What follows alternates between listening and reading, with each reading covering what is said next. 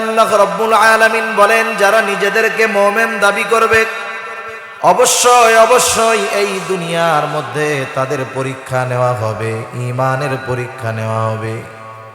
আমরা যারা মুমিন দাবি করি, ঈমানের ধারক বাহক আমরা দাবি করি, আল্লাহ রাব্বুল আলামিন এই দুনিয়ার মধ্যে অবশ্যই অবশ্যই আমাদের ঈমানের পরীক্ষা নিবে। আল্লাহ রাব্বুল আলামিন কত বড় দয়ালু, কত বড় মেহেরবান।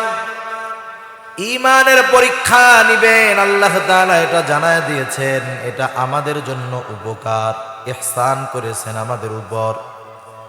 কারণ একটা ছাত্র যত মেধাবী হোক না কেন, প্রস্তুতিবিহীন হঠাৎ করে যদি তাকে বলা হয় চলো তোমার পরীক্ষা দেওয়া লাগবে, ছাত্রটা যত মেধাবী হোক না কেন, প্রস্তুতিবিহীন পরীক্ষার হলে যাওয়ার কারণে তার পরীক্ষা খারাপ হয়ে যাবে, এমনকি সে পরীক্ষায় ফেলও যেতে পারে। ঠিক কিনা বলেন?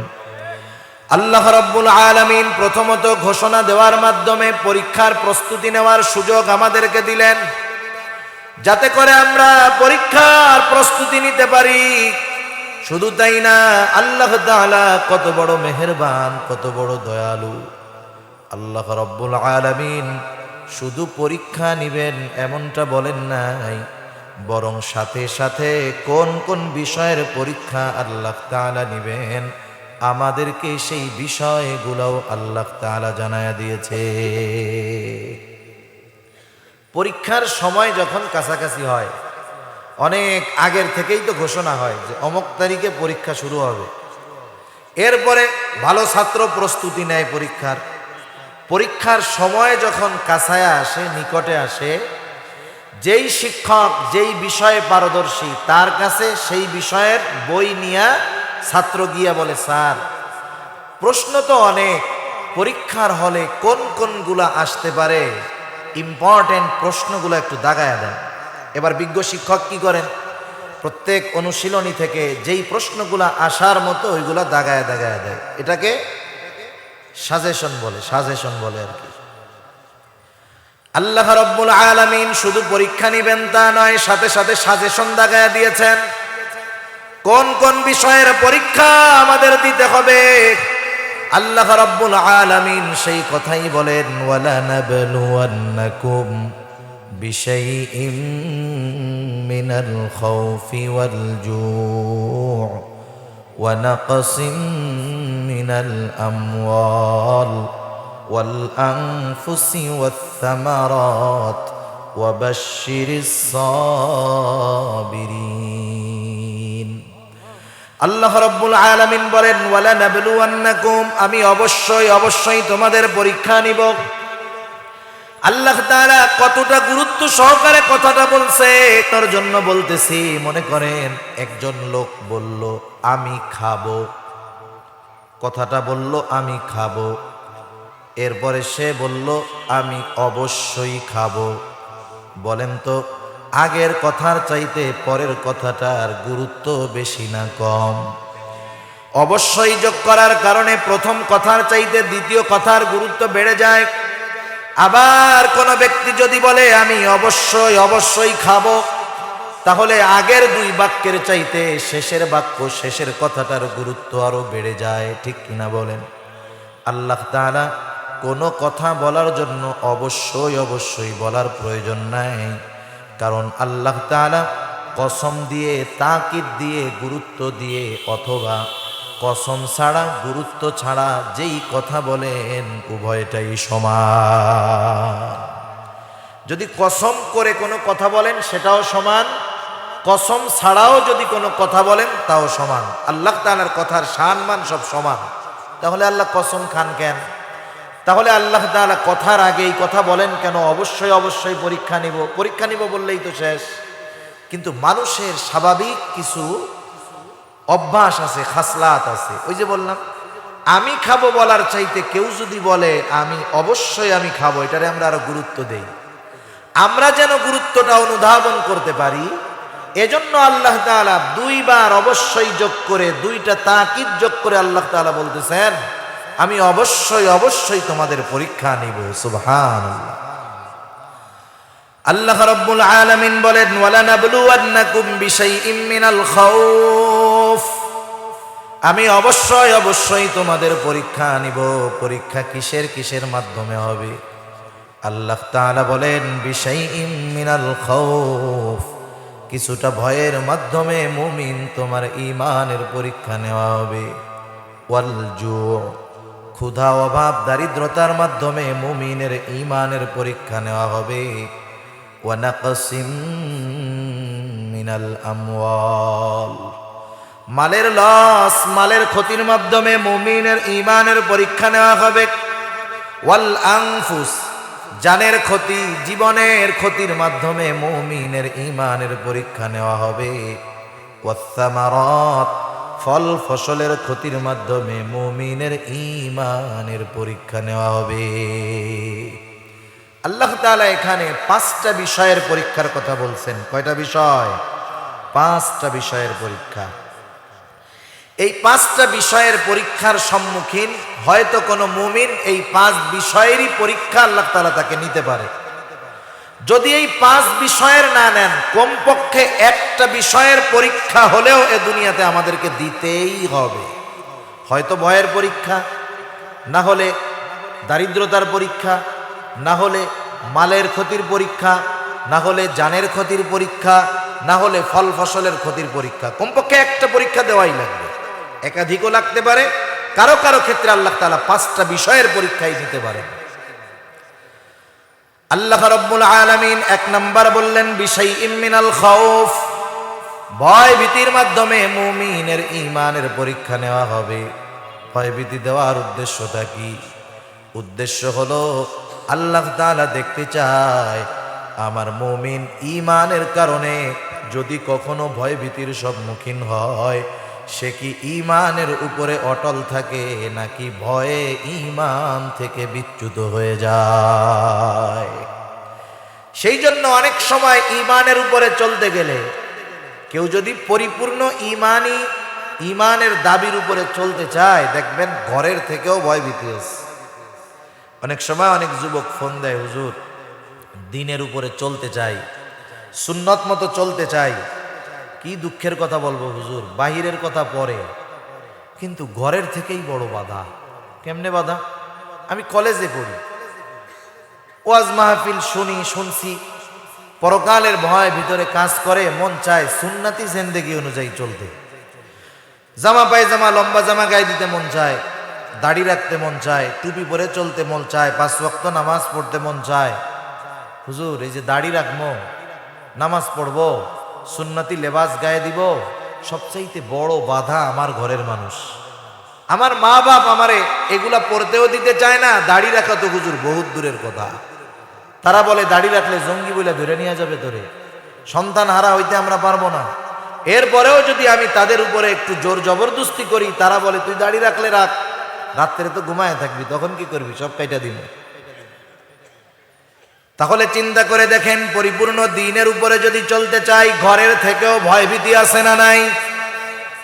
পৃথিবীর শুরু থেকে নিয়ে ঈমানের উপরে যারা চলতে যায়, হাজারো বাধা বিপত্তির সম্মুখীন তাদের হওয়া লাগে, ভয়ভীতির সম্মুখীন হওয়া লাগে, পরীক্ষার সম্মুখীন হওয়া লাগে। সাহাবায়ে কেরামের জীবনী থেকে হাজারো ঘটনা আমরা বলতে পারবো, হাজারো ঘটনা আমরা জানতে পারবো। হয়তো তাদের মতো হওয়া আমাদের জন্য অসম্ভব, কিন্তু তাদের কিছু ঘটনা ওয়াকিয়া শুনলে আমাদের ঈমানটা কেমন জানি তাজা হয়ে যায়। এজন্য সাহাবাদের ওয়াকিয়া ঘটনাগুলা জানার দরকার। রাসূলুল্লাহ সাল্লাল্লাহু আলাইহি ওয়াসাল্লামের সাহাবীরা ঈমান আনার কারণে কত বাধার সম্মুখীন হয়েছেন। হযরত বেলাল রাদিয়াল্লাহু তাআলা, বেলাল রাদিয়াল্লাহু তাআলা আনহু মনিব ছিল উমাইয়া। কি কষ্ট দিয়েছে তারে, শুধুমাত্র ঈমান আনার কারণে। উমাইয়া উত্তপ্ত মরুভূমির বালুর ভিতরে পাথর পিঠের উপরে দিয়ে, পেটের উপরে দিয়ে শোয়া রাখছে। শুধু তাই না, মরুভূমির বালুর অবস্থাটা কি, মাঝে মধ্যে মোবাইলে একদিন একজন একটা ভিডিও দেখাইতেছে, আমাদের দেশের অনেক মানুষ কিন্তু মধ্যপ্রাচ্যে কাজ করে, এই দেশে আমরা থাকি, প্রবাসীরা টাকা পাঠায়, রাষ্ট্রের চাকা সচল থাকে, একটু যদি কমায় দেয় চাকা লিক হয়ে যায়। ঠিক না? প্রবাসীরা যদি একটু রেমিট্যান্স বৈধ পথে পাঠানো কমায়া দেয়, সব ফুটনিগিরি শেষ হয়ে যাবে মুহূর্তের ভিতরে, ঠিক কিনা বলেন? এটাই বাস্তবতা। এই যে তারা মধ্যপ্রাচ্যে কাজ করে, সবচাইতে বেশি টাকা পাঠায় মধ্যপ্রাচ্য থেকে। মনে রাখবেন, ইউরোপ আমেরিকাতে যেগুলা থাকে ওগুলা দেশ থেকে আরো শুষে নিয়ে যায়, ঠিক কিনা বলেন? কারণ ওই সব দেশে তো ওরা সিটিজেনশিপ পেয়ে যায়। ওরা চিন্তা করে বাংলাদেশে টাকা পয়সা করে লাভ কি, দেশে যা আছে বেইসা আর ওইগুলা নেয়। আর যেগুলাকে এয়ারপোর্টের মধ্যে হয়রানির শিকার হতে হয় আমরা কামলা বলি। আফসোস, এখন তো প্রবাসীদেরকে ঠ্যাং ধরা হইতেছে যে তোমরা রেমিটেন্সের টাকাগুলা ব্যাংকের মাধ্যমে পাঠাও, হুন্ডিতে পাঠাও না। অথচ আফসোস, এই করোনাকালীন সময় কত দোকানে দোকানে পোস্টার লাগায় দেওয়া হয়েছে, কোনো প্রবাসী দোকানে প্রবেশ করবেন না। অবিশ্বাসের কোনো কিছু নাই, আমার মোবাইলের মধ্যে ছবি আছে। একজন প্রবাসী এইটা পোস্ট করছে কয়দিন আগে, আমি ছবিগুলা রাখছি।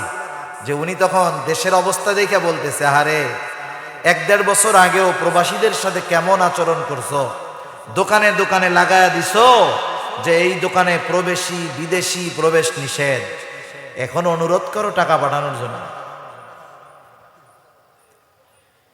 যাই হোক, এই যে প্রবাসীরা, কোন কথার থেকে জানি গেলাম, আমার তো জেহেনের থেকে ছুটে গেছে, স্মরণ আছে? হ্যাঁ, হযরত বেলাল রাদিয়াল্লাহু তাআলা। এই যে মরুভূমির মধ্যে যে মধ্যপ্রাচ্যের যারা কাজ করে, যাদেরকে আমরা কামলা বলে বকা দেই, যাদের টাকায় দেশের অর্থনীতি সচল থাকে, একজন কাজ করতেছে কনস্ট্রাকশনের কাজ বালুর মধ্যে, মরুভূমির মধ্যে। তিনি দেখাচ্ছেন বালুর উপরে একটা তাওয়া রাখছে, তাওয়া। কয়েক মিনিট পরে তাওয়ার উপরে তেল দিছে, ডিম ছেড়া দিছে, ডিম ভাজা হয়ে গেছে। এত গরমের মধ্যে তারা কাজ করতেছে, ওই বালুর উপরে হযরত বেলাল রাদিয়াল্লাহু তাআলা আনহুকে শোয়া রাখা হইতো। শুধু তাই না, রশিতে বেঁধে, উটের সাথে বেঁধে উটকে দাবড়ানো হইতো। আর মরুভূমির বালু পাথর এগুলার আঘাতে রক্তে জর্জরিত তিনি হয়ে যাইতেন। অপরাধ কি ছিল? তিনি শুধু বলতেন আহাদ আহাদ আহাদ। এতটুকু বলার কারণে এমন জুলুম, এমন অত্যাচার হযরত বেলাল রাদিয়াল্লাহু তাআলা আনহুর উপরে হইতো। এরপরেও তিনি ঈমান গোপন করেন নাই, ঈমান থেকে বিচ্যুত হন নাই। এইরকম সাহাবাদের ঘটনা হাজারো বলা যাবে। হযরতে খাব্বাব রাদিয়াল্লাহু তাআলা, কাফেরেরা জ্বলন্ত অঙ্গার আগুনের উপরে কয়লা দিয়া, কয়লার উপরে তাকে শোয়া রাখত। এই কোমরের চর্বি গলে গলে আগুন নিভে যাইত একেবারে। এই কোমরের চামড়াটা হাড্ডির সাথে লেগে গেছে, ভেতরে কোনো মাংস নাই, পুড়ে অবস্থা খারাপ। এরপরেও তারা ঈমান ছাড়ে নাই। হাজারো ঘটনা সাহাবায়ে কেরামের। রাসূলুল্লাহ সাল্লাল্লাহু আলাইহি ওয়াসাল্লামের একজন সাহাবী, তার নাম হলো আব্দুল্লাহ ইবনে হুযাফা রাদিয়াল্লাহু তাআলা। হযরত ওমর রাদিয়াল্লাহু তাআলা আনহুর সময় যখন রোমদের সাথে যুদ্ধ হলো, রোম সম্রাট সেনাপ্রধানকে আদেশ করেছে, কিছু জীবিত মুসলমান সৈন্য আমার কাছে ধরে পাঠায়া দিবা। মুসলমানদের ঈমানের বড় পাওয়ার, আমি একটু তাদের ঈমানের পরীক্ষা নিব। একদল আটক হয়ে গেল কাফেরদের হাতে। বাদশাহর আদেশে ওই দলকে রাজধানীতে পাঠায় দেওয়া হলো। বাদশাহর কাছে খবর দেওয়া হলো, বাদশাহ নামদার, মুসলমানদের একটা দল আমাদের হাতে আটক, আপনি আদেশ করলে আপনার সামনে হাজির করা হবে। বাদশাহ আদেশ করলেন, পরের দিন সকালবেলায় আমার সামনে হাজির করবা। তাদেরকে পরের দিন সকালে রোম সম্রাটের সামনে হাজির করা হয়। রোম সম্রাট তাদের দিকে লক্ষ্য করে বলে, এই তোমাদের এই দলের নেতাকে, আমিরকে। কারণ সাধারণ নিয়ম হলো, কোন গোত্রের গোত্রপতি, কোন দলের দলপতি, তাকে যদি হাতে আনা যায়, বাগে আনা যায়, বসে আনা যায়, তার সাথে অটোমেটিক কিছু অনুসারী এমনিতেই চলে আসে। বলতেছে, এই তোমাদের এই কাফেলার আমিরকে। যুবক দাঁড়ায় গেছে, বলে আমি, নাম কি? আব্দুল্লাহ ইবনে হুযাফা। একেবারে টকবকে যুবক। বাদশাহ আব্দুল্লাহ ইবনে হুযাফাকে হাসি মুখে ডাক দিয়ে বলে, আব্দুল্লাহ আমার কাছে আসো, আমার পাশে এসে বসো। আব্দুল্লাহ ইবনে হুযাফা বাদশাহর পাশে এসে বসলেন। বলে, আব্দুল্লাহ, তোমাকে দেখার পর তোমার প্রতি আমার একটা ভালোবাসা জাগ্রত হয়ে গেছে। আমি চাই তোমার সাথে আমার একটা মহব্বতের সম্পর্ক হয়ে যাক। ও আবদুল্লাহ, তবে একটা জিনিস তোমার আর আমার মাঝে বাধা হয়ে দাঁড়ায় গেছে। আবদুল্লাহ, তুমি মুসলিম, আমি হলাম খ্রিস্টান। তুমি মুসলমান, আমি খ্রিস্টান, আমি খ্রিস্ট ধর্ম ভালোবাসি। ও আবদুল্লাহ, তোমার প্রতি আমার কথা হলো তুমি মুসলমানিত্ব ত্যাগ করে খ্রিস্ট ধর্ম গ্রহণ করো। আবদুল্লাহ, আমি তোমাকে ভালোবাসবো, শুধু ভালোবাসবো তা নয়, আমার ভালোবাসার মানুষ জেলখানায় থাকবে এটা হতে পারে না, মুক্ত করে দিব। তুমি হয়তো চিন্তা করতেছো ইসলাম ত্যাগ করে যদি খ্রিস্ট ধর্ম গ্রহণ করো এলাকায় গেলে তোমাকে থাকতে দিবে না। চিন্তার কোনো কারণ নাই। আমার ঘরে সুন্দরী একটি যুবতী কন্যা আছে, আমার এই মেয়েটাকে আমি তোমার সাথে বিবাহ দিয়ে দিব। আবদুল্লাহ, চিন্তা কইরো না, বিবাহের দিন আমার বিশাল রোম সাম্রাজ্যের অর্ধেক আমি তোমার নামে লিখে দিব। আমার মৃত্যুর পর তুমি বাকি অর্ধেকের মালিক হয়ে যাইবা। তুমি হবা এই বিশাল রোম সাম্রাজ্যের একচ্ছত্র অধিপতি। প্রস্তাবটা কত বড়! এটা দুনিয়ার একটা নিজাম, নিয়ম। যখন প্রতিপক্ষকে কেউ বসে আনতে চায় প্রথমে কি দেয়? লোভ দেয়, লোভ, প্রলোভন দেয় যে আমার দলে আয়, গাড়ি দিমু, বাড়ি দিমু, সব টেনশনের কোনো কারণ নাই, আমার দলে আয়। এরপরে যদি এই প্রলোভনে কাজ না হয় তাহলে কি দেয়? চাপ দেয়, চাপ চাপ। আব্দুল্লাহ ইবনে হুযাফাকে লোভ দিয়েছে। লোভটা কি সাধারণ লোভ নাকি? চিন্তা করে দেখেন, তৎকালীন সময়ের অন্যতম সুপার পাওয়ার ছিল রোম আর পারস্য। এই রোম সাম্রাজ্যের অর্ধেক তার নামে লিখে দেওয়া হবে। কত বিশাল প্রস্তাব! আমাদের দেশে তো মানুষের ঈমান কেনার জন্য এত কিছু লাগে না। যে চা খায়, পান খায়, বিড়ি খাওয়ার অভ্যাস থাকলে 2-4টা খাওয়াইলে ওই ঢাকা শহরে জমি বেচে, এক জমি 15-20 বিক্রয় করে, এমন লোকও আছে। আমাদের দেশে এমন লোকও আছে একটা চা, পান আর একটা সিগারেট পাইলে তার ঈমান সকাল বিকাল 20 বার বেচতেও রাজি আছে না? নাই, অভাব নেই। আব্দুল্লাহ ইবনে হুযাফা বাদশার কথা এতক্ষণ যাবৎ শুনতেছে। বাদশার প্রস্তাবে তার রাগ হচ্ছে, শরীরের রক্তগুলা গরম হয়ে গেছে, লোমকূপ দিয়ে ঘাম বের হওয়া শুরু হয়ে গেছে, চোখ দুটো রক্তবর্ণ হয়ে গেছে। বসে থাকা আব্দুল্লাহ বসা থেকে দাঁড়ায় গেছে। স্বাভাবিক বিষয় হলো, আমার আপনার কাছে যদি আমার আপনার সবচাইতে প্রিয় সম্পদ কেউ যদি নিতে চায়, তার বিনিময়ে যদি আমার আপনার সবচাইতে অপছন্দের বস্তুটা দিতে চায়, বলেন তো এই ধরনের প্রস্তাব যদি আমাকে আপনাকে কেউ দেয়, এই প্রস্তাব আপনি আমি মানব নাকি? বরং এই প্রস্তাব দিলে রাগ হবে, এটাই স্বাভাবিক। সাহাবায়ে কেরামের কাছে সবচাইতে দামি বস্তু হলো ঈমান, আর সবচাইতে ঘৃণার বস্তু হলো কুফর। সাহাবারা দুনিয়া ত্যাগ করে এই ঈমানকে গ্রহণ করেছে, কুফরকে ত্যাগ করেছে। আব্দুল্লাহ ইবনে হুযাফাকে দুনিয়ার বিনিময়ে কুফরকে গ্রহণ করতে বলা হয়, ঈমানকে ত্যাগ করতে বলা হয়। আব্দুল্লাহ ইবনে হুযাফা বসা থেকে দাঁড়ায় গেছে, রাগ ক্ষোভ। বাদশার দিকে ফিরে ঈমানি আওয়াজে বলতেছে, রোমের কুকুর, তুই কি দুনিয়ার বিনিময়ে আমার ঈমান কিনতে চাস? তুই তো শুনে রাখ, এত তোর সামান্য রোম সাম্রাজ্য, তুই যদি আমাকে তামাম দুনিয়ার মালিক বানায় দেস, আমি আব্দুল্লাহ আমার ঈমান তোর কাছে বিক্রয় করব না।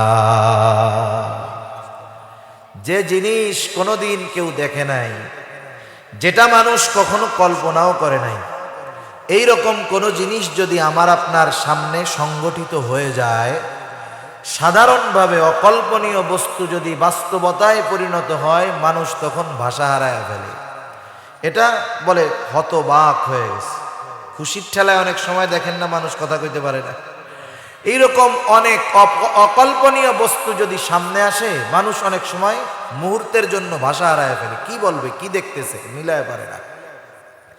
রোমের মানুষ কোনোদিন দেখে নাই যে তাদের সম্রাটের সামনে উঁচু গলায় কেউ কথা বলে, এ সাহস কেউ কোনোদিন করে নাই। কোনদিন তাদের সম্রাটের সামনে উঁচু গলায় কথা বলবে কল্পনাও করে নাই, ধমক দিবে কল্পনাও করে নাই। যেটা কোনদিন তারা চিন্তা করে নাই সেই জিনিস ঘটে গেল। রোম সম্রাটও বুঝতে পারে নাই এমন একটা পরিস্থিতি হয়ে যাবে। এক ধমকে সবাই হতবাক, দরবার একেবারে ঠান্ডা, পিনপতন নীরবতা, কারো কোনো আওয়াজ নাই। বাদশা রাগে ক্ষোভে ভেতরে চলে যায়, ভেতরে গিয়ে আদেশ পাঠায়, কত বড় সাহস, আমার মুখের উপরে ধমক দেয়, ইমানের বড়াই করে, যাও ওকে জেলখানার মধ্যে আটকায় রাখবা, খাবারও দিবা না, পানিও দিবা না, আমি দেখে ছাড়বো ওর ইমানের বড়াই কতক্ষণ থাকে। লোভে কাজ হয় নাই, এবার কি চলতেছে? চাপ চলতেছে, চাপ। আব্দুল্লাহ ইবনে হুযাফা খাবারও নাই, পানিও নাই, ডাক্তারকে বলে রাখছে, ডাক্তার খোঁজ খবর রাখবি, অবস্থা যখন খারাপ আমার কাছে জানাবি। এক সপ্তাহ পার হয়ে গেছে, আব্দুল্লাহ ইবনে হুযাফাকে খাবারও দেয় না, পানিও দেয় না। যুবক আব্দুল্লাহ জেলখানার মধ্যে শুয়ে আছে, বোঝা যায় না বেঁচে আছে নাকি মারা গেছে। ডাক্তার বাহির থেকে খেয়াল করে ভিতরে ঢুকে দেখে অবস্থা বড় খারাপ। দৌড় দিয়ে বাদশার কাছে গিয়ে বলে, বাদশাহ নামদার, আব্দুল্লাহ ইবনে হুযাফার অবস্থা বড় খারাপ, এখন যদি খানা পানি না দেওয়া হয় যে কোনো মুহূর্তে বড় বিপদ ঘটে যেতে পারে। বাদশাহ আহলে কিতাব ছিলেন, মানে খ্রিস্টান ছিলেন, আল্লাহরে বিশ্বাস করতে আর কি। খ্রিস্টান বাদশাহ খুব ভালো মতো জানে আব্দুল্লাহ ইবনে হুযাফারে খাবার দেই নাই, এতে এর দৈহিক দুর্বলতা হয়েছে, এখন যদি হারাম খাওয়া দিতে পারি তাহলে ঈমানি দুর্বলতাও চলে আসবে। বাদশাহ বলে, যাও ওর জন্য খাবার আর পানি নিয়ে যাও, তবে খাবার নিবা শূকরের গোশত, পানি নিবা মদ মেশানো পানি। মনে রাখতে হবে, যারা হারাম খায়, হারাম খেলে দৈহিক শক্তি হতে পারে কিন্তু ইমানি শক্তি জিরো হয়ে যায়। এজন্য গোটা দুনিয়ার মধ্যে খোঁজ নিয়ে দেখবেন, আপনাদের আশেপাশেও যদি থাকে খোঁজ নিয়ে দেখবেন, যারা মুসলমান, ইসলাম, মাদ্রাসা, মসজিদ, ওলামায়ে কেরামের বিরোধিতা করে, যারা করে খোঁজ নিয়ে দেখবেন প্রত্যেকটা হারামখোর। কারণ যে হালাল খায়, হারাম ত্যাগ করে, সে কখনো ইসলামের বিরুদ্ধে বলতে পারে না, ঠিক কিনা বলে? এটা খোঁজ নিলে জানতে পারবে। আব্দুল্লাহ ইবনে হুযাফার জন্য খাবার নেওয়া হলো শূকরের গোশত আর মদ মেশানো পানি। বাদশার অর্ডারে ডাক্তার নিয়ে গেছে, যায় বলে, আব্দুল্লাহ তোমার অবস্থা বড় খারাপ, খানা পানি আনা হয়েছে, খাও, নাইলে কিন্তু অবস্থা খারাপ হয়ে যাবে। তবে শোনো, খাবার হলো শূকরের গোশত আর পানি হলো মদ মেশানো পানি। আপনারা একটু বলেন তো, আব্দুল্লাহ ইবনে হুযাফা না খাইতে খাইতে দৈহিক দিক দিয়ে দুর্বল ঠিক, কিন্তু ঈমানের দিক দিয়ে সে দুর্বল নাকি? ঈমানের দিক দিয়ে সে চূড়ান্ত পর্যায়ের সবল। আব্দুল্লাহ ইবনে হুযাফার কানে যখন আওয়াজ গেছে খাবার শূকরের গোশত আর মদ মেশানো পানি, এক ধমক দিয়ে বলে, ডাক্তার এগুলো সরায় ফেল, আমার জীবন চলে যায় যাক, তবু আমি হারাম খাবার আমার ঠোঁটে লাগাবো না। সুবহানাল্লাহ। এক ধমকে ডাক্তার বাদশার কাছে গিয়ে বলে, বাদশাহ কাজ হয় না, জীবন দিবে তবু হারাম খাবে না। বাদশাহ আরো রেগে গেল, বলে, যা আগামী দিন সকালবেলায় বড় পাত্রের মধ্যে তেল গরম করবা। বাদশাহর আদেশ, পরের দিন সকালবেলায় বড় ডেকসির মধ্যে তেল গরম করা শুরু হয়ে যায়। তেল যখন ফুটন্ত উত্তপ্ত টকবক করতেছে, বাদশাহ আদেশ করলো, যাও আব্দুল্লাহ ইবনে হুযাফাকে হাজির করো।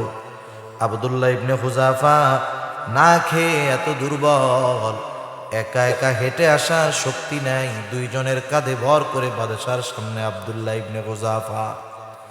তেল টকবক করতেছে, বাদশাহ দেখায় বলে, আব্দুল্লাহ এখনো সময় আছে, আমার কথা মেনে নাও, আর যদি আমার কথা না মানো আব্দুল্লাহ, তোমার অবস্থান হবে ওই তেলের মধ্যে। প্রত্যেকটা জিনিসের একটা স্টেপ আছে, কেউ যদি ওই অবস্থা, ওই স্টেপ অতিক্রম করতে পারে, ইমানি পরীক্ষারও একটা স্টেপ আছে, ধাপ আছে, কেউ যদি ওই ধাপ অতিক্রম করতে পারে, ইমানি পরীক্ষায় যত কঠোরতা হয় সে নত হয় না, বরং পরীক্ষার কঠোরতার সাথে সাথে তার ইমানি শক্তি আরো বেড়ে যায়। প্রত্যেকটা জিনিসের একটা অবস্থা আছে এরকম। তা যাই হোক, ওইটা আমি অন্য উদাহরণ দিয়ে বুঝাইতে গেলে দেরি হয়ে যাবে। তা আব্দুল্লাহ ইবনে হুযাফা যখন বলছে তেলের মধ্যে তোমার ঠিকানা হবে, আব্দুল্লাহ ইবনে হুযাফা বলে, বাদশাহ আমি জীবন দিব তবু ঈমান ছাড়বো না। বাদশাহ বলে, আব্দুল্লাহ তোমার কি পরিণতি হতে পারে তুমি কি জানো? বাদশাহ আদেশ করলো, যাও জেলখানা থেকে একজন মুসলিম কয়েদি ধরে আনো। বাদশাহর আদেশে একজন মুসলমান কয়েদি ধরে আনা হলো। বাদশাহ আদেশ করলো, যাও ওকে তেলের মধ্যে ফালায় দাও। আব্দুল্লাহ ইবনে হুযাফার সামনে দৃশ্য ঘটতেছে, বাদশাহর আদেশে ওই মুসলিম কয়েদিকে তেলের মধ্যে ফালায় দেওয়া হয়। সাথে সাথে হাড্ডি থেকে মাংসগুলা আলাদা হয়ে গেল, কিমা ভাজার মতো হয়ে গেছে। যুবক শাহাদাতে রমিয় সুদা পান করলো। এই দৃশ্য দেখার পর আব্দুল্লাহ ইবনে হুযাফার ভয় বাড়ে নাই, বরং আরো ইমানি শক্তি বেড়ে যায়। সুবহানাল্লাহ। বাদশাহ বলে, আব্দুল্লাহ এখনো সময় আছে, আমার কথা মেনে নাও। আব্দুল্লাহ ইবনে হুযাফা বলে, বাদশাহ আমি জীবন দিতে তৈয়ার, তবু ঈমান ছাড়বো না। বাদশাহ রেগে গেছে। আল বিদায়া ওয়ান নিহায়ার থেকে শোনাচ্ছি আপনাদের ইতিহাসের কিতাব। বাদশাহ রেগে গেছে, রেগে বলে, যাও ওকে তেলের মধ্যে ফালায় দাও। দুইজন ধরে ধরে আব্দুল্লাহ ইবনে হুযাফাকে তেলের দিকে নিয়ে যায়। এতক্ষণ আব্দুল্লাহ ইবনে হুযাফা পুরা স্বাভাবিক, কিন্তু যখন বলছে ওকেও তেলের মধ্যে ফালায় দাও, কান্না শুরু করে দিয়েছে। বাদশাহ মনে করছে মরার ভয়ে কান্না করে। বাদশাহ বলে, আব্দুল্লাহ কান্না করো কেন? কাপুরুষের মতো কান্না করো কেন? তোমার কি মৃত্যুর ভয় হয় নাকি? জীবনের জন্য মায়া লাগে নাকি? আব্দুল্লাহ ইবনে হুযাফা বলে, না বাদশাহ, না না, আমি মৃত্যুর ভয়ে কান্না করি না। কারণ প্রকৃত মুমিন যে, সে মূলত মৃত্যুকে ভয় পায় না। প্রকৃত মুমিন মৃত্যুকে ভয় পায় না। আপনাদের সমাজে অনেক মুরব্বী আছে, একবারে দাড়ি চুল পেকে চামড়া ঘুষায়া চোখ গর্তের মধ্যে চলে গেছে, জীবনের শেষ সময়। দিনদার ব্যক্তি, তাকে যদি জিজ্ঞাসা করা হয়, চাচা দাদা জীবন তো শেষের দিক, এই শেষ জীবনে আইসা মনে কি চায়? দিনদার লোক অধিকাংশ ক্ষেত্রে জবাব দিবে, এখন দুনিয়ার আর কিছু মন চায় না। কি মন চায়? বলে ইমানটা নিয়ে মরতে পারি, এই দোয়াটাই কইল। ঠিক না? কেন জানেন? সে কিন্তু মৃত্যুকে ভয় পায় না। তার টেনশন হইল মৃত্যু তো হবেই, ইমান নিয়ে মৃত্যুবরণ করতে হবে, এটা তার চিন্তা। সে ভয় পায় যে ইমানহীন যদি মরতে হয় আমার আখিরাত বরবাদ, আর যদি আমি ইমান নিয়ে মরতে পারি, এই মৃত্যু তো একটা পর্দা, এপারে দুনিয়া ওপারে আল্লাহর জান্নাত। আর সেই মৃত্যু যদি শাহাদাতের মৃত্যু হয়, এর চাইতে সৌভাগ্যের আর কিছুই হতে পারে না। আব্দুল্লাহ ইবনে হুযাফা বলে, না বাদশাহ আমি মৃত্যুর ভয়ে কান্না করি না। তাহলে কান্না করো কেন? বাদশাহর জবাব, প্রশ্নের জবাবে আব্দুল্লাহ ইবনে হুযাফা বলে, বাদশাহ আমার আল্লাহ আমাকে একটা মাত্র জীবন দিয়েছে, একটা মাত্র জীবন।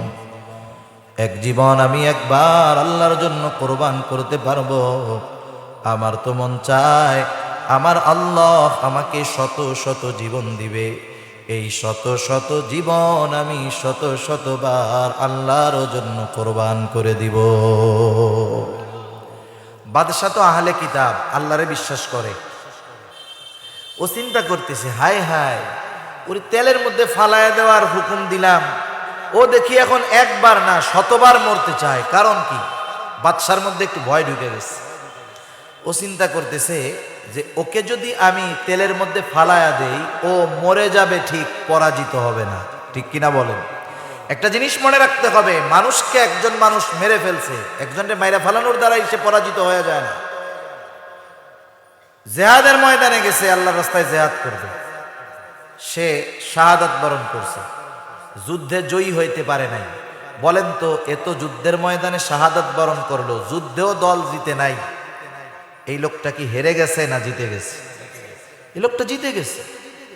সেজন্য মানুষ মারা গেলেই যে পরাজিত হয়ে যায় তা না, বরং অনেক সময় মৃত্যুর মাধ্যমে চূড়ান্ত বিজয় অর্জিত হয়, ঠিক কিনা বলেন? ঈসা আলাইহিস সালামের জামানার পরে রাসূলুল্লাহ সাল্লাল্লাহু আলাইহি ওয়াসাল্লাম দুনিয়া আসার আগে এক জালেম বাদশাহ ছিল, বাদশার নাম হলো ইউসুফ জুরনাওয়াজ। যাই হোক, ঘটনাটা বোঝানোর জন্য বলতেছি যে মানুষ পরাজিত হলেও জয়ী হয় কেমনে। যাই হোক, ইউসুফ জুরনাওয়াজ একজন জালেম বাদশাহ ছিল। এই জালেম বাদশাহ নিজের খোদা দাবি করত। নিজের কি দাবি করত? খোদা দাবি করত। তার একজন জাদুকর ছিল, জাদুকর বুড়ো হয়ে গেছে। বাদশারে বলতেছে, আমারে এমন একটা মেধাবী ছেলে দেন যারে আমি আমার বিদ্যাটা শিখাইয়া দিতে পারি, যাতে পরবর্তীতে এটা কাজে লাগে। এক বালককে নির্ধারণ করা হয়েছে। বালক প্রতিদিন ওই জাদুকরের বাড়িতে যায়। যাওয়ার সময় পথে এক আল্লাহর বান্দার সাথে তার সাক্ষাৎ হয়েছে। এই মুমিন ব্যক্তির সাথে সাক্ষাৎ হয়েছে দরবেশ। যাওয়ার সময় ওই জায়গাও যায়। যাইতে যাইতে ওই যুবক ঈমান গ্রহণ করে ফেলছে। এক সময় তার ঈমানটা আর গোপন থাকে নাই, লম্বা ঘটনা। এক সময় বাদশার কানে পৌঁছায় গেছে যে আমাকে খোদা স্বীকার করে না, বরং ও ঈমান আনছে। এই বাদশা যখন এই কথা জানতে পারছে, চিন্তা করছে এই যুবকরে আর বাঁচায় রাখা যাবে না, যুবককে মেরে ফেলতে হবে। কেমনে মেরে ফেলা যায়? যুবককে মারার জন্য একদল লোক নির্ধারণ করে দিল যে যাও, একে নৌকার মধ্যে করে নিয়ে গভীর সমুদ্রের মধ্যে ফালায়া দিবা, যাতে ও মরে যায়। একদল লোক তাকে নিয়ে গভীর সমুদ্রের মধ্যে চলে গেল ফালায়া দেওয়ার জন্য নদীর মধ্যে। তারা মারতে গিয়া উল্টা তারা বিপদে পড়ে যায়।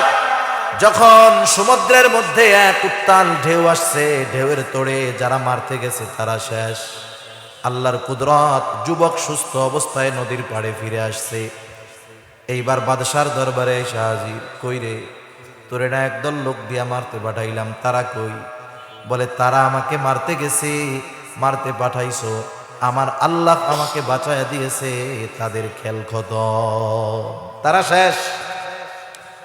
বাদশাহ এবার বলে আর একদলরে বলতে চাই, যা ওরে নিয়ে পাথর পাহাড়ের উপর থেকে একবারে নিচে ফেলাইয়া দিবি, যাতে ছিন্ন ভিন্ন হয়ে যায়। আবার আর একদল রকলে দিয়া পাহাড়ের উপরে পাঠায় দিল। আল্লাহ তাআলার কুদরত, আল্লাহ তাআলা যুবককে হেফাজত করলো। যারা মারতে গেছে তারা মইরা শেষ। যুবক আবার আসতে বাদশার দরবারে, বলে কই? যাদেরকে মারতে পাঠাইলাম তারা কই? বলে তারা শেষ। তুই বাঁচলি কেমনে? বলে আমাকে বাঁচাইছে আল্লাহ। সুবহানাল্লাহ। বাদশার অহংকার বেড়ে যাইতেছে, রাগ বেড়ে যাচ্ছে। এবার যুবকটা বলে, ও বাদশাহ, তুমি যতই চেষ্টা করো না কেন, আমার আল্লাহ যদি আমাকে বাঁচায়, তুমি আমারে মারতে পারবা না। তুমি মারতে পারবা যদি আমার একটা কথা তুমি মেনে নাও, আমার শর্ত মতো তুমি যদি কাজ করো, তাইলে আমারে তুমি মারতে পারো। বলে, শোনো, নির্দিষ্ট দিন তুমি এলান করে দিবা, ঘোষণা করে দিবা, সব মানুষদেরকে একত্রিত করবা, তাদের সামনে তোমার জল্লাদ আমার দিকে তীর নিক্ষেপ করবে। তবে শর্ত হলো, তীর নিক্ষেপ করার সময় সে বলবে বিসমিল্লাহি রব্বিল গোলাম, যে এই বালকের রবের নামে তীর মারতেছি, এই বালকের রবের নামে কি মারতেছি? তীর মারতেছি। ওই বালকের রবকে আল্লাহ তাআলা হলো ওই বালকের রব। বাদশা চিন্তা করতেছে, ওর আগে মাইরা তো নেই, মারতে পারলেই কাম হইল। নির্দিষ্ট দিন, লক্ষ লক্ষ মানুষ উপস্থিত, সবাই অপেক্ষা করতেছে যুবকের মৃত্যু হবে, যুবককে হত্যা করা হবে, লক্ষ মানুষ দেখতেছে।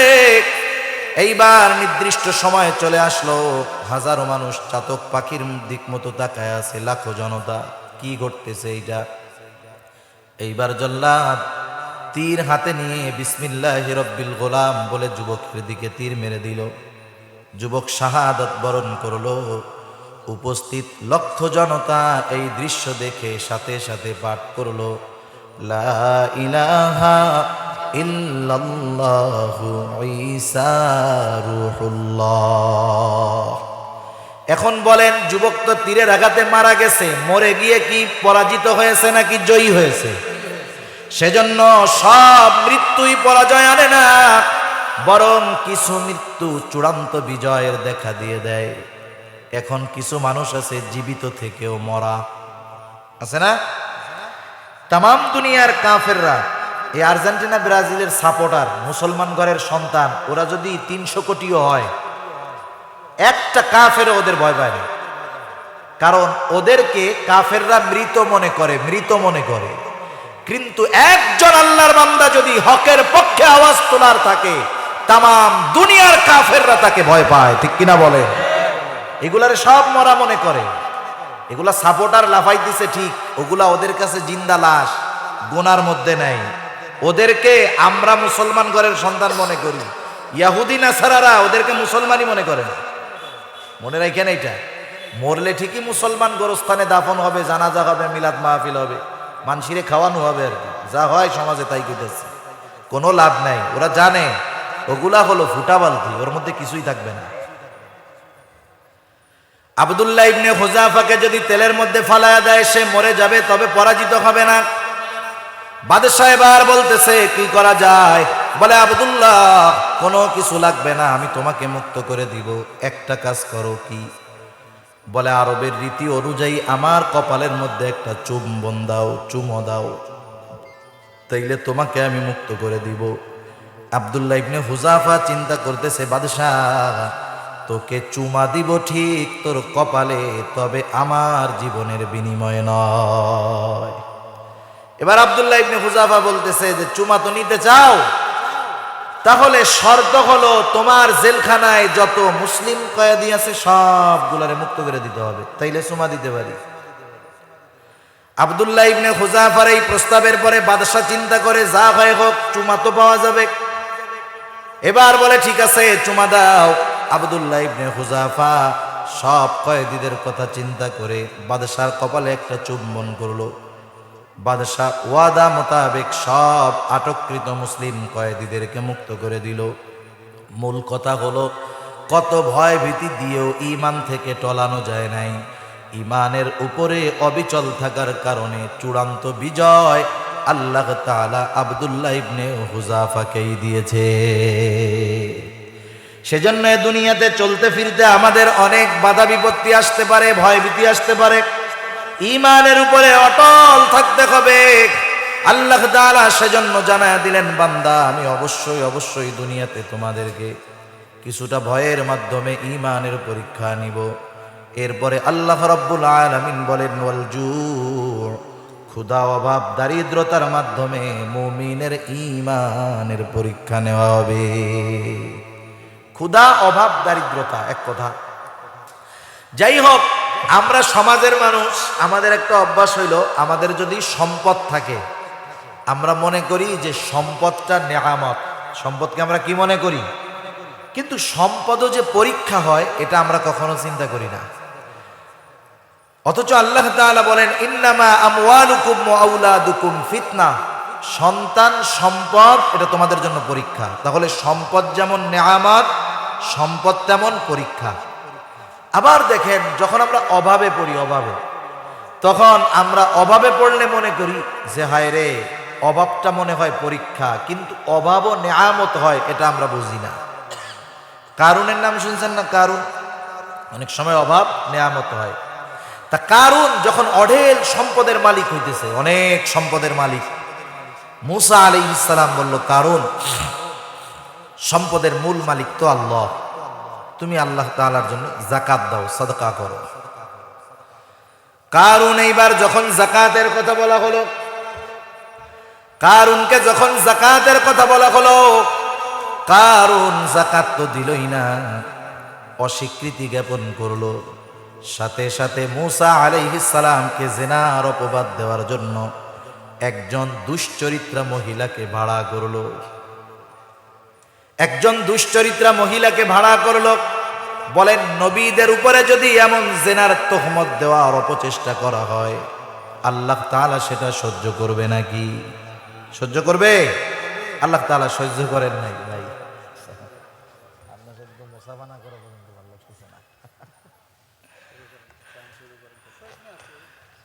হযরত মূসা আলাইহিস সালাতু ওয়াস সালামকে যখন জিনার অপবাদ দেওয়ার অপচেষ্টা করা হলো, আল্লাহ তাআলা সহ্য করেন নাই। এইবার ওই সম্পদ সহ কারুনকে জমিনের মধ্যে আল্লাহ ডাবায় দেওয়া শুরু করলেন। অথচ কারুন যখন সম্পদের মালিক হয়, কারুনের বন্ধুরা তখন আল্লাহর কাছে বলতো, আল্লাহ আপনি মনে হয় কারুনকেই শুধু ভালোবাসেন, আমাদেরকে ভালোবাসেন না। সব সম্পদ কারুনকে দিলেন, আমাদেরকে তো কিছু দেন না। কারুন যখন আল্লাহর গজবে পতিত হলো, জমিনের নিচে যেতেই থাকে। এইবার কারুনের ওই বন্ধুরা যারা এক সময় বলতো আল্লাহ আপনি কারুনকে ভালোবাসেন, আমাদেরকে বাসেন না, কারুনের ওই অবস্থা দেখার পর এবার বন্ধুরা বলতেছে আল্লাহ বুঝতে পারি নাই, আপনি কারুনকে সম্পদ দিয়েছেন ঠিক, ভালোবাসেন নাই, আর আমাদেরকে সম্পদ দেন নাই ঠিক, কিন্তু আপনি আমাদেরকে ভালোবাসতেন। কারণ সম্পদ যদি দিতেন আমরাও হয়তো কারুনের মতো অবাধ্য হয়ে যাইতাম। মাঝে মধ্যে অনেক যুবক ছেলে পেলে, এক বাবার এক ছেলে বাবারে যায় কি বলে, আব্বা আমার একটা মোটরসাইকেল কিনা দেন। কতজন কত সুন্দর এই যে বাঙ্গা মোড় দিয়া রাউন্ড দেয় খালি মোটরসাইকেল নিয়ে। ওনার তো একটু মন চায়, এক বাবার এক ছেলে, টাকা পয়সার অভাব নাই। বাবা তো জ্ঞান সম্পন্ন লোক, বলতেছে না বাবা আমি মোটরসাইকেল কিনে দিতে পারবো না, এক ধমক দিয়া পাঠাই দিস। এইবার ছেলে যখন বন্ধুদের কাছে গেছে, বন্ধুরা বলছে তোর বাপ তোরে ভালোবাসে না রে, আমার আব্বা হইলে R15 কিনা দিত। এখন বলেন, বাবা তো চিন্তা করছে এই ছেলেরে যদি মোটরসাইকেল কিনা দেই, একমাত্র ছেলে অ্যাক্সিডেন্ট করে কোন সময় মরে যাবে তার ঠিক নাই। বাবা যে দিল না, এটা কি ভালোবাসে না এই জন্য দিল না, নাকি বেশি ভালোবাসছে এই জন্য দেয় নাই? আল্লাহ তাআলা অনেক সময় বেশি ভালোবাসলে সম্পদ দেয় না। সেজন্য এ কথা মনে করার সুযোগ নাই যে আল্লাহ তাআলা সম্পদ দেন নাই বিধায় আমাদেরকে ভালোবাসেন না, বিষয়টা এমন নয়। এজন্য আল্লাহ তাআলা অভাব অনটন দিয়েও মাঝে মধ্যে কি করেন, পরীক্ষা করেন। যাক, হযরত তো চলে আসছে, আলোচনা বেশি লম্বা আর করব না। আমি আর একটু আলোচনা করব, বাকি তিনটা বিষয় সংক্ষিপ্ত সারে আপনাদের খেদমতে বলবো। এর আগে 5-7টা মিনিট একটু আমাকে সময় দিবেন। এই যে দ্বীনি প্রতিষ্ঠানের জন্য বালা মুসিবত বিপদ আপদ তো আল্লাহ তাআলার পক্ষ থেকেই আসে, গতানুগতিক কোনো কালেকশনের কথা ওনারা বলেন নাই। শুধুমাত্র এমন কোন আল্লাহর বান্দা যদি থাকেন 1000, 2000, 5000, 3000 আমাদেরকে পরিচালিত করেন, সুবহানাল্লাহ, সেই আল্লাহ কি বলতেছে যে যারা বিপদ আপদ মুসিবতে এই আমলগুলা করে তারা তাদের রবের পক্ষ থেকে বিশেষ অনুগ্রহ আর দয়া প্রাপ্ত হয়, যার কারণে উলাইকা হুমুল মুহতাদুন, ওই মানুষগুলাই হলো সৎপথ প্রাপ্ত মানুষ, সুবহানাল্লাহ। তাহলে যদি হেদায়েতের উপরে অটল অবিচল থাকতে হয়, আল্লাহ তাআলার অনুগ্রহ আর দয়া দরকার। এটা পায় কারা? সবের মুমিন যারা।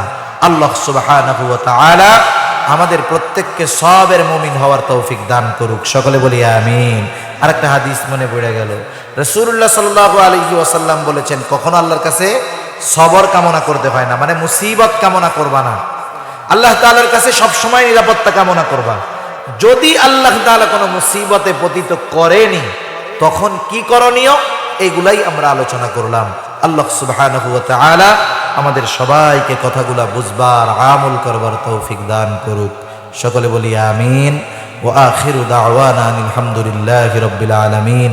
আসসালামু আলাইকুম ওয়া রাহমাতুল্লাহি ওয়া বারাকাতুহু। আপনারা